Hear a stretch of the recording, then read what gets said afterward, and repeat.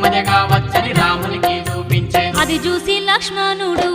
గుర్తించి వదినమ్మ ఏ నగలనే తన అన్నతో అది చూసి లక్ష్మణుడు గుర్తించి వదినమ్మ ఏ నగలనే తన అన్నతో పైనుండి పోతుండగా సీతమ్మ కింద వేసిందనుకునే ఆ రాముడు పైనుండి పోతుండగా సీతమ్మ కింద వేసిందనుకునే ఆ రాముడు బాధపడుతున్నట్టే రాముణ్ణి ఓదార్చి తన బాధను కూడా చెబుతుండు సుగ్రీవుడు